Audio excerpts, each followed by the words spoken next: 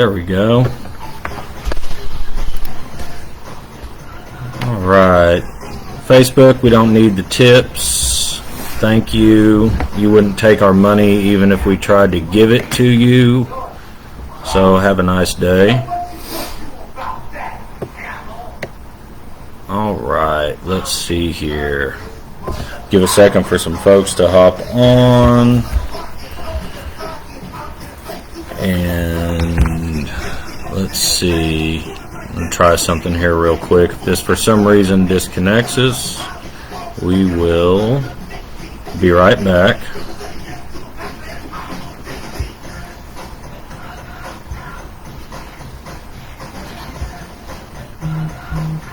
All right, there we go. Pull something up here. Have you got this pulled up where you can see what's going on?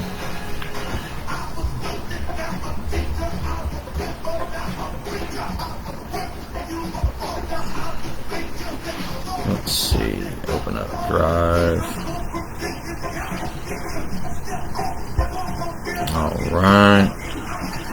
Yep, you are live. All right. Good morning, everyone. Can you still see me on the live? Yep. Okay, excellent.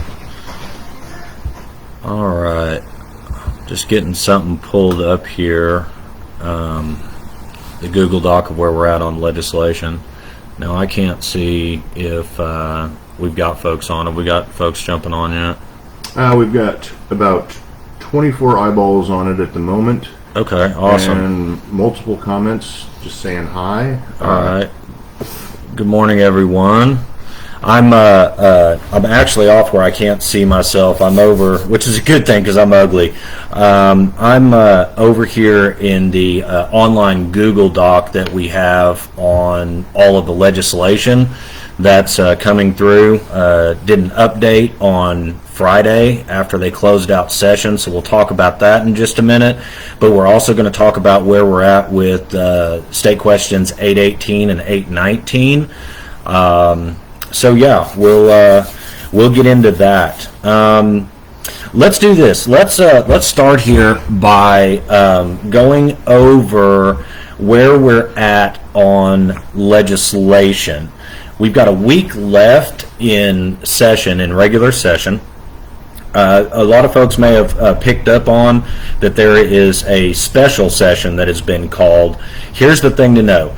In the special session that has been called, it has to stick to the topic for which it was called, basically, and that is expenditure of federal ARPA dollars. So that's something that they've got going on over there, but we really don't expect to see anything on cannabis legislation during that time. So we're counting down to 5 p.m. on May 27th, which is last Friday in the month. It's the mandate of when they, what's called sine die, or also known as leave us alone for the year. So, yeah, so what we've got is we saw a number of bills that went through, and I am actually over in the Google Doc that we have kept out there, our publicly available Google Doc where we're tracking everything. Yes, we can. We're going to have a follow-up post on this that's going to have some of this information. We'll put the link to the Google Doc back in there for everyone. We will also put some donation links up that we have for 818 and 819. We'll get into that in a minute, but let's do this.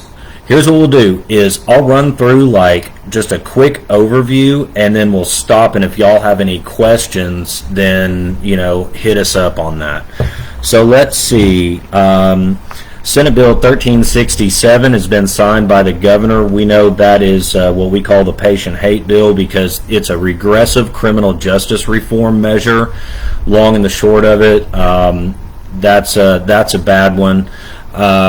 And we'll get into after we talk about this.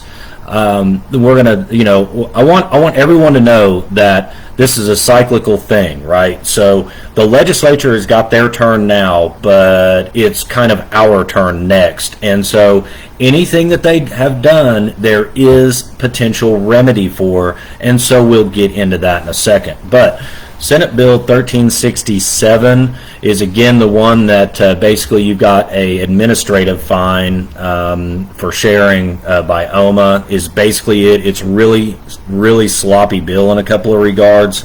So that went through. 2179, the license fee increases, that went through. It's a debacle. We've been against that for a variety of reasons. Just know this on that, it appears multiple flaws.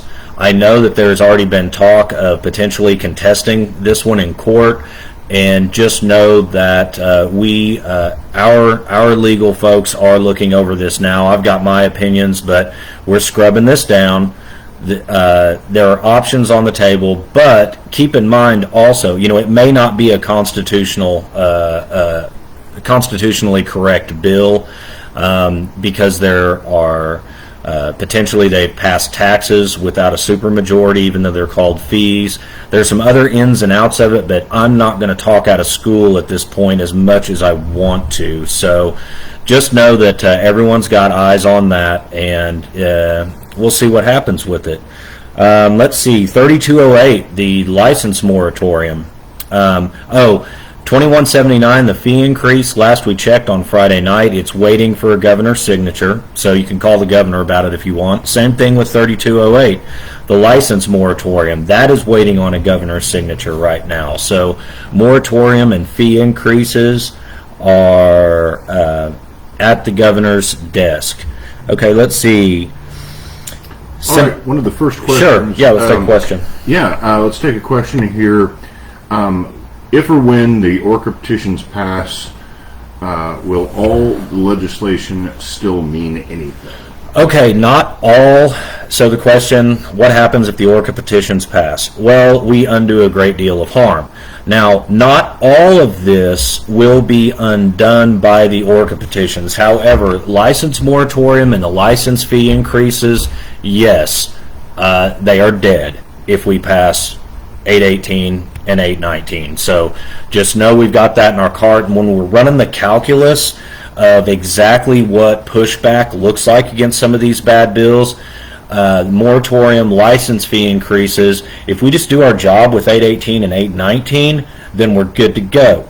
We don't have to take really any additional steps. However, it's one of those things where it's probably going to be a two-pronged approach where we're seeing that we've got those as IPs, but then there's also court action that could potentially happen if it's advisable. So I know that there's a lot of people looking at that. So we've got two prongs to stab at the moratorium and the license fee increases. All right. Everything else that's coming in is super positive. Okay, excellent. I'm going to move on then to, let's see, moratorium. Okay, Senate Bill 1704 is increased fines for diversion by businesses.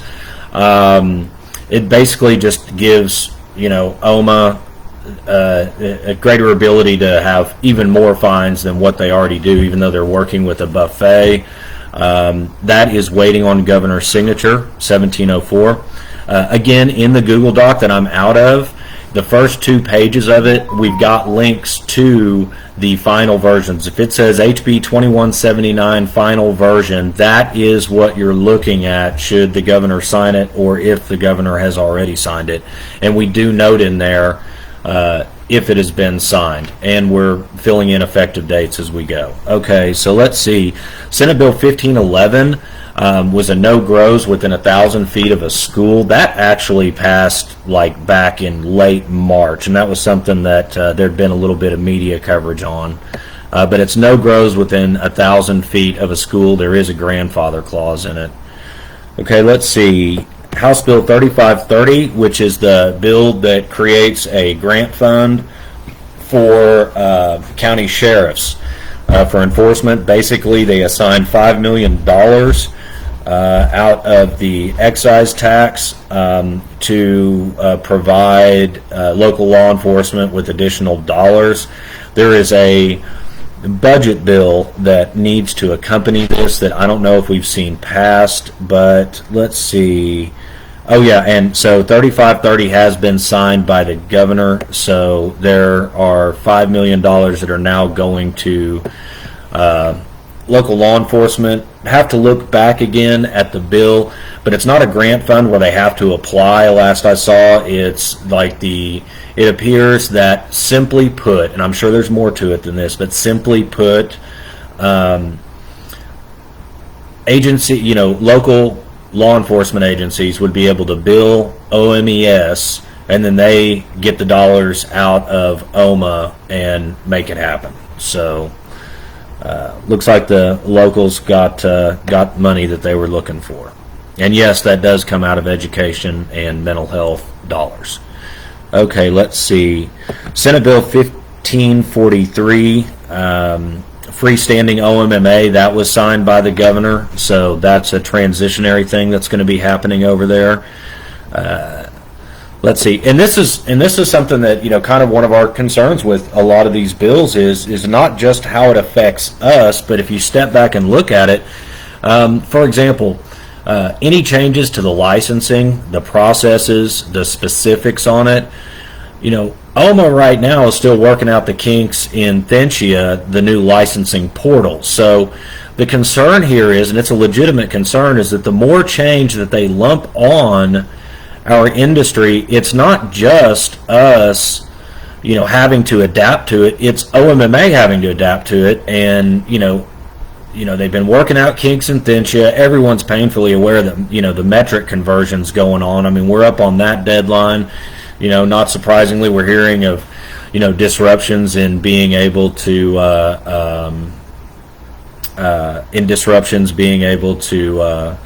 actually onboard people, that type of stuff. So we'll talk a little bit more about that later. We're doing some stuff over here to facilitate that, the conversation on there. We're going to do it on our website. We'll have more coming. So Senate Bill 1543, signed by the governor, freestanding OMMA. Quick note in here. We are going to be talking about petitions after this. So let's see, House Bill 3019, signed by the governor, allows clear packaging. That's actually a pretty good bill. 3971 is the OMA secret shopper. That is waiting on governor's signature, last we saw. 3929, process validation, is waiting on governor's signature. Need to look back at that. I think there's a $2,500 fee associated with that. I'm sure we'll all be picking that apart, but process validation is waiting on the governor's signature. And House Bill 4056, which is the standardized laboratory testing stuff, that was modified to get more input from the labs and not just have the state's vendor telling us what that was going to be. So I think the lab should be happy with the fact that we got them some input on that. So that's House Bill 4056. That is waiting for the governor's signature as well. So there are a list of things that have not yet had a vote, which would be 4287, pre-packaging. 1697, requiring grow licenses to be bonded. 3752, another criminal fine penalty for abandoning a grow location. Let's see, 1841. There are 1755. There is a list of stuff that has not actually made it to a floor vote. So what I read off is the stuff that actually is either signed or is awaiting a governor's signature. Now, here's the thing to note. Take some questions right after this if there's some over there. Is that the right now, when they had action on Friday, both the House and Senate are in session, but they are, I believe, adjourned to the call of the chair until Thursday. And basically what that means is that they don't expect to do anything more on floor votes until Thursday, which is the day before the deadline, but they damn sure can if they want to. So basically the chair would call everyone back into session. That could be happening right now. I don't know. I haven't gone and checked on them today. So so there's that. Do we any questions on that run that I just did? Not specifically. More inquiries are coming in about the actual 818 and 819. Okay, great. Well, we're done with legislative. We can we'll post again. We'll have updates as we get to the end of the week and the governor signs stuff. But yeah, let's talk about 818 and 819. What immediate questions do we have? So we're about to start circulation. When can we start circulation? I think I just tried to get a hold of Amy over at the Secretary of State, and so as soon as we get approval on 819, okay, gotcha. We can start circulating tomorrow. So gotcha. Yeah, that's where we're at. Gotcha. Okay, so here's where we're at with 818 and 819. We're in good shape. What we have is, okay, so we can start circulation tomorrow. May 24th is when we can start circulation of 818 and 819. And so what we have is that 818, okay, so here's kind of what happens, is that we got past all of the court stuff on both of them. After that, we have to print, the Secretary of State sends us a PDF file that only we are allowed to print. And we print off a copy of it, then we bring it back to the Secretary of State, and they send it to their vendor, who I believe is responsible for the scanning of all of these documents. And they verify that our print job is sufficient to run through the scanner, and if it is, we then have final clearance to print. Now, we've been through that with 818. 819 we turned over last week, and so we are waiting to hear back from the Secretary of State that our print job is good enough. We know it is. It's just this is bureaucracy, and it takes those times. We should hear something today or tomorrow on 819. So that brings me to a couple of points about the petitions themselves. There are a variety of specifications on these things, such as they have to be printed on legal size paper. They have to be the original specification is they have to be printed on 70-pound paper, which is heavy, and it's not readily available in America right now. So we've been authorized to use 60-pound paper, still heavy paper, so it has to be legal-sized 60-pound paper. There are actually specifications for where the staple needs to be on the packet. So, and then, for example, if someone ran copies of one of these off of the originals that we provide, those copies are probably not going to scan.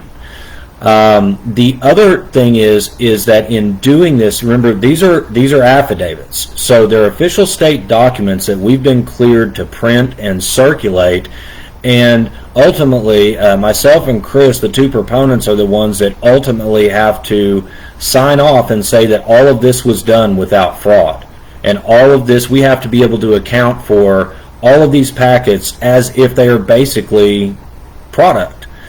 And so as we go along, there's a lot of stuff that we're going to put out. We've got a trifold brochure we posted last week. We're going to get that out to more folks. There are a wide variety of things that, like we did on 788, that can be reproduced by anyone, and we encourage that. If folks want to run a few thousand copies of our literature to disseminate, that's great. We appreciate it. It just helps the cause. But on the actual signature packets themselves, we have to maintain a very strict level of quality control and also control over where those are. So so we can't, we'd love to be able to do it, but they changed a bunch of rules without going into it, and it's 10 signatures per packet. Each packet has to include all of the language. We're looking at 30,000 copies of each one of these, 30,000 packets of each. And so we're set up, our political shop we get the best rates on this stuff you can, and so we'll take care of all of that. Now, one thing that we're doing right now, so here's the next thing that we're doing. If you haven't recently, go take a quick look at the website, orcaok.com. Front and center right now, we've got a video that is produced by the Secretary of State that lets you know exactly what these packets look like, how to fill them out. It's about a 5-minute video. A dude named Andrew Spino that used to be an anchor for Fox 25 back in the day, you'll recognize him possibly, is the one doing a video. Andrew did a great job. So we've got that posted on our website. We are also, right now, we have got donate links that set up for specifically 818 and specifically 819, but we are about to finish out the sponsorship page that we have. That sponsorship page is basically how we're going to, we've got an amazing back end set up on this, and as with all things cannabis banking, cannabis simply being in our name, we're having to get a final approval from the underwriter to make that donate button go live. We should hear something back today. We've used a similar setup in other situations. We should be good, but you'll see that sponsorship page there. It's not totally complete, but we have to leave it up and live right now for underwriter audit. So that page is really how we're going to be able to manage a lot of this. So folks will be able to go in, they'll be able to sign up to sponsor, they'll be able to donate to help cover the costs at a variety of different levels. We're going to have like 6 different ways that folks can actually earmark what their dollars are being spent on. Different sponsors will have sponsorship banners up and flying, letting folks know, who's helping. We're going to upload out of that base. We're going to upload a map, a statewide map that we're going to promote digitally and otherwise to help folks know in the general public, hey, you can go to these locations and sign these signatures. So I want to thank everyone who has signed up to kind of help do this. This really is a grassroots effort. What's going on here? We are not. We're not paying for signatures. That's not how 788 was done. It's not how it has to be done. And so what we're doing is we're gathering in dollars that are basically the offset cost of printing these packets and the logistics on it. So there are going to definitely be some ways to earmark things. We're really excited about the back end that we've got set up. Anyone that knows much about specifically cannabis banking, much less ethics compliance with state questions and PACs and things like that, this is really going to be an awesomely functional website. So we are literally just waiting on one confirmation email and we'll be able to go ahead with it. If there is some hink in that, we are set up regardless to be able to process everything. So what we'll do is as soon as that's clear, we're going to get a lot of links emailed out to different folks that are helping us as affiliates, and it kind of goes to, here's what this is going to look like, guys. Here's what this is going to look like. This is basically kind of old school retail politics. This is inherently a get out the vote campaign. And so, what we were able to do off of our platform at ORCA to facilitate this is to basically put the system in, the quality controls, make sure everything's being done 100% legit, and empower everyone. And so when these petitions start coming out, we'll start getting them filtered out this week. The moment that we say go, that press is going to start flying, and I would expect tomorrow, Wednesday, we're going to start filtering these out to people who have already signed up as sponsors and then people that are coming on board. And, we've got programs for everything. I want to make one thing clear. It is not going to be a mandatory, absolutely mandatory thing that you have to donate in order to get your hands on petitions. Just know that the folks that are sponsoring, that are paying to be able to get these out to these locations, that's where all of the initial printing is going to be running. But within a few days, maybe by this weekend, we'll start really being able to tap in to folks that just need 5 packets here or 10 packets there type of a deal. So this is kind of an all of the above type of a strategy. Other thing to note is that outside of which we're really excited again about the distribution network that is sitting here ready to run with this. But just know that our turnaround time as we get going, we'll work out the kinks this week, but all our printing and such, we do this through a mail house that we use. And so when it comes down to it, we do have the capacity to roll over in a day. And if we get someone signs up within 24 hours, if we've got no one going out that direction, we will be able to actually mail these packets out. I would rather keep a tighter COC on that, but it is acceptable and we are tracking them. So yeah, we're all about set up and ready to go. The moment that we hear back from the SOS saying that we are good, our print job is good on 8/19, which is a formality at this point, we're really going to go ahead and light this up. The thing is one thing obviously is that if we're distributing 2 different SQs, we want to be able to distribute them both at the same time everywhere. And so waiting 24 hours, 48 hours tops to be able to do that, obviously there's massive logistical benefit. I'll stop there for a second. Do we have any immediate questions on this? No, but we do have some breaking news. The Secretary of State just contacted me, and they will say your pamphlet sample for SQ 819 will have the results by this afternoon and will be emailed the outcome of the testing app. Okay, so news from the deep state.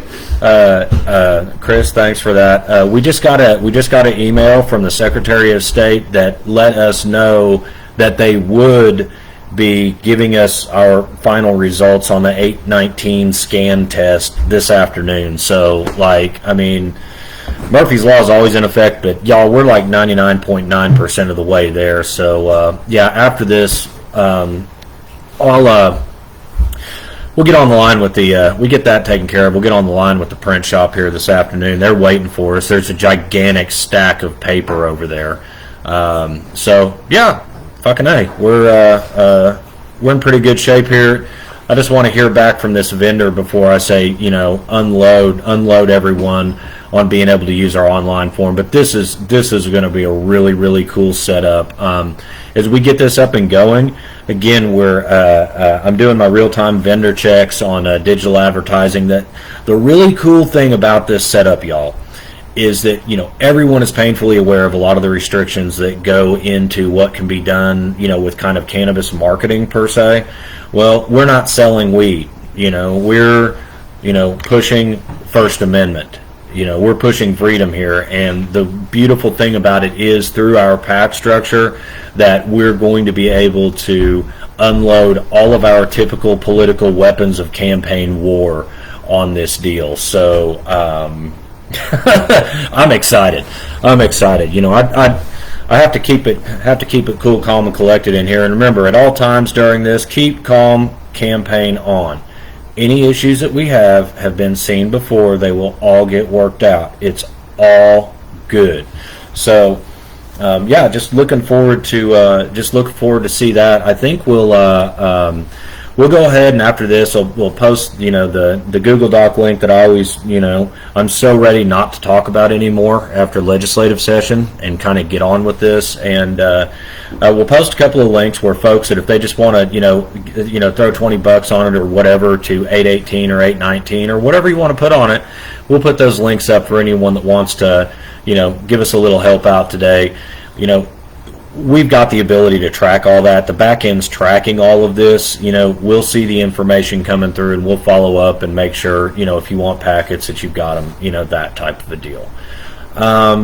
Did you mention, by the way, the training video that the Secretary of State... Yes, I did. Yes, okay. I did. Let's mention this again. Again, if anyone wants to go and check out what's going on with how these signatures get filled out, it's on ORCAOK.com right now. Big-ass video, just right front and center. Made it easy to find because I'm old and I like easy to find.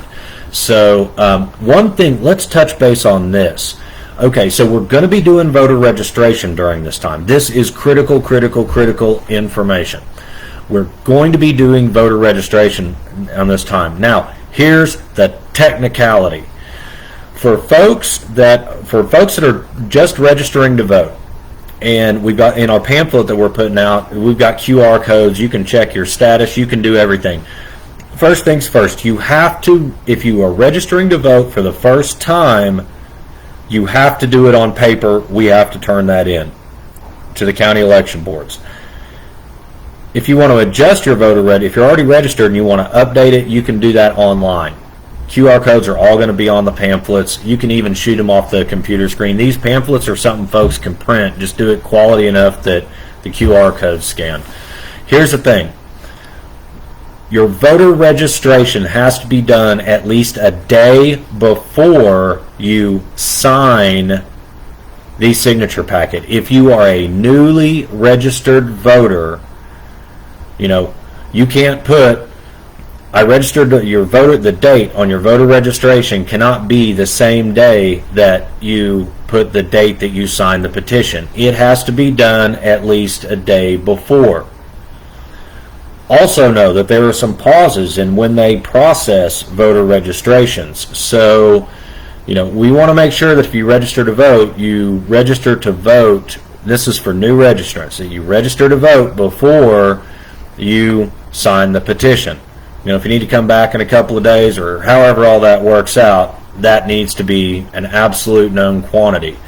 And we're going to want to make sure all our voter registrations are turned in, say a week before we turn in the signatures for this. So get registered today. Yeah, everyone start registering today. We have got to get in the Google Doc, and we'll do this. We'll repost some of these links and stuff on ORCA today to where you can go check that stuff out. The portals, you can look yourself up. Also, the signature on your voter registration information absolutely must match the information that you put on the petition, or your signature doesn't count, which is lame. So let's make sure that we don't. Let's try to keep that tight as much as possible and make sure that everyone's signature counts. Let's talk time frames here. If I could give an example, we're sure. We're good for a second. Oh, okay. Appreciate it though. What I was going to say is that, and sorry to cut. We can go back to example in a minute.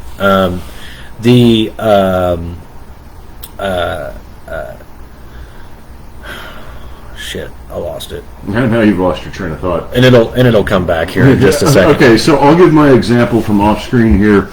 My name is Christopher Masterman, and I am registered as a voter under Christopher Justin Masterman. Nobody calls me that, but that's what I have to print on the signature packet. So yeah, you have to use the name. The easiest way to think about it is the name on your ID goes to your voter registration, and then that goes that's exactly what you have to sign. Just whatever your information is on your voter registration card must match what is on the signature sheet. Okay, let's talk time frame. This is where I was going. So here's the deal, y'all. A lot of folks ask, when is this going to be on the ballot? Well, that remains to be seen. Here's kind of what we're looking at. There are potential for challenges at the back end of this after there are some processes that have to occur, even just natural, no challenges. And so with the new system, it's going to be really hard to effectively challenge the signatures. We've been through some stuff that ought to mitigate a lot of this. But here's the deal.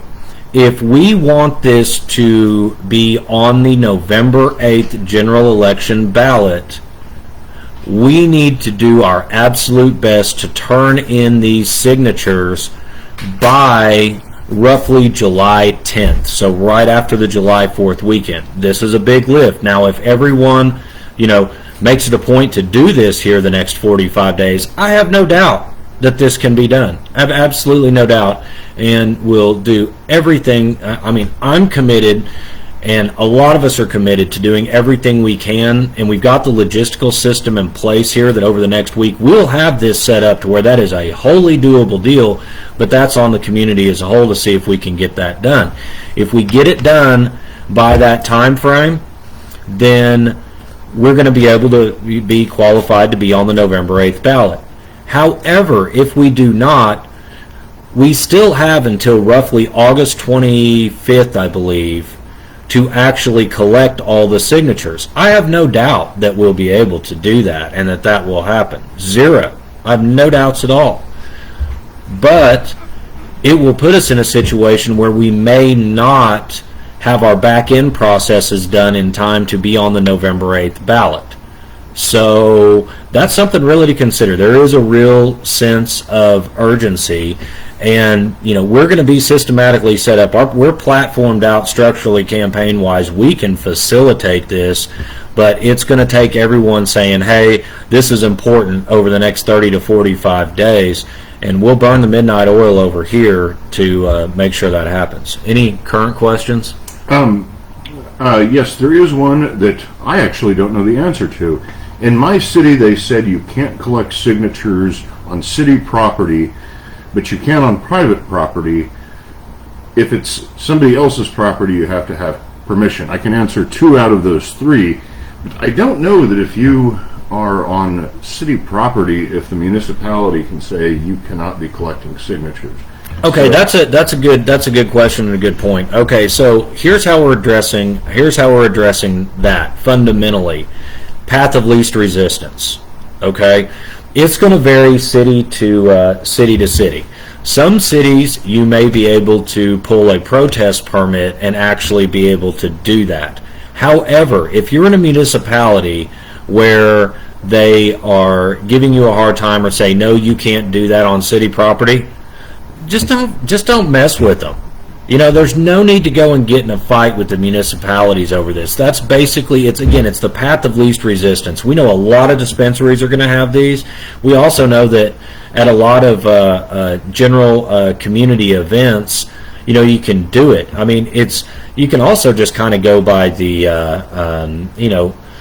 forgiveness rather than permission rule. Like, go out, if there's an event, go and collect signatures. If some city official comes and gives you a hard time, just be like, all right, cool, and we'll work around it. No need to get in any fights, with anyone about this. Now, that said, if you're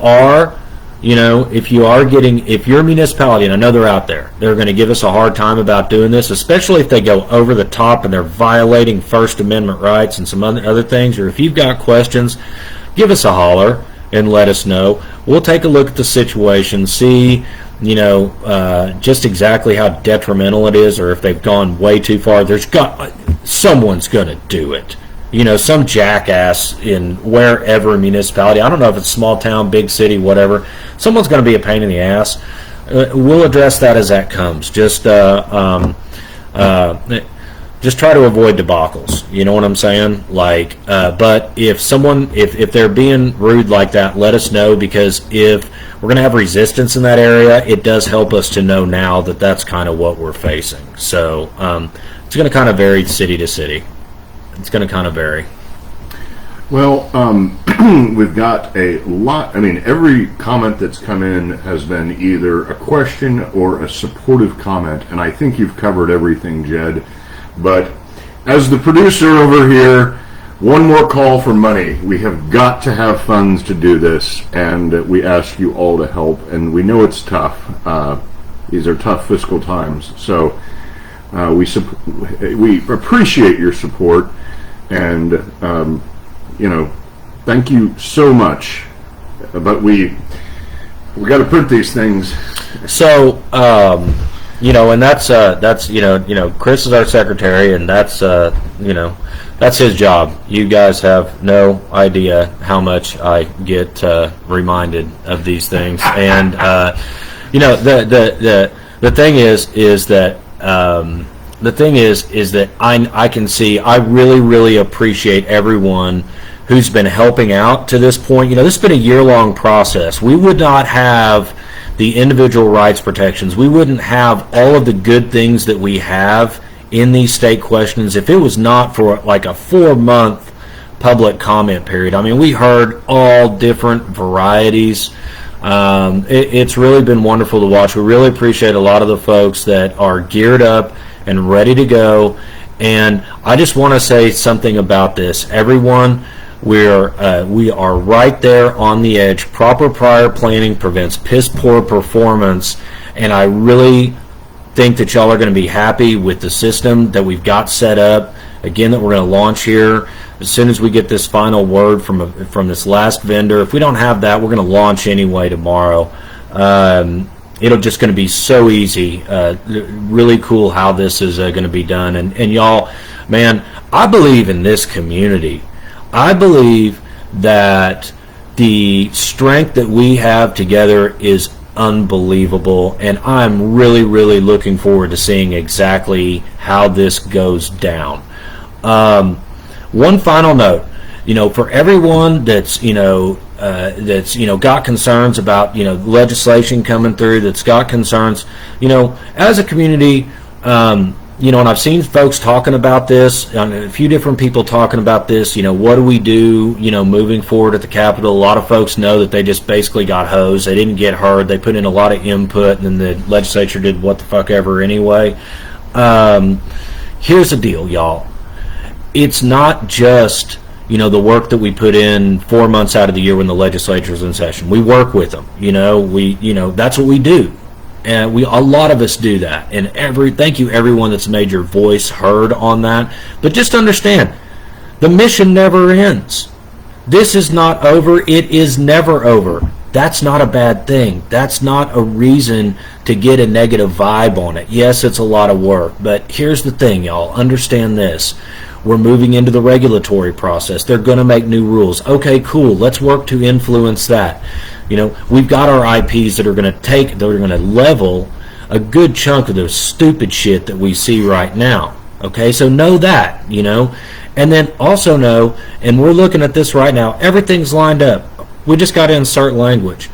Anything that's too crazy in 1367, Senate Bill 1367, we're looking at you really hard right now, because that's not just about jacking up costs on businesses and, making us do additional dumb shit, okay?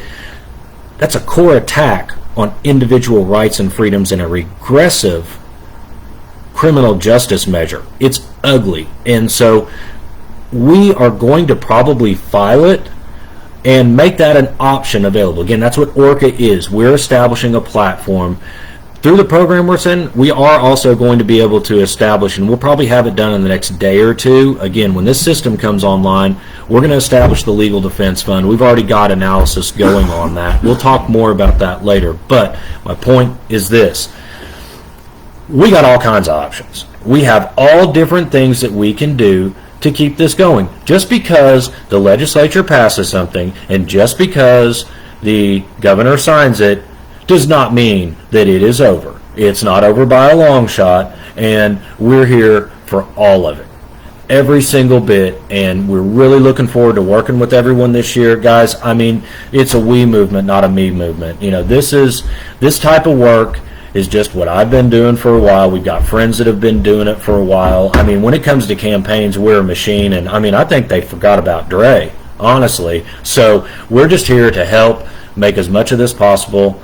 I'm going to quit yakking. I really appreciate everyone tuning in. I'm going to go handle up some of these follow-ups on these systems, and yeah, we'll be back PDQ with more, but 24 hours, we're going to release the Kraken and see just exactly what happens. All right, appreciate y'all. Thank you.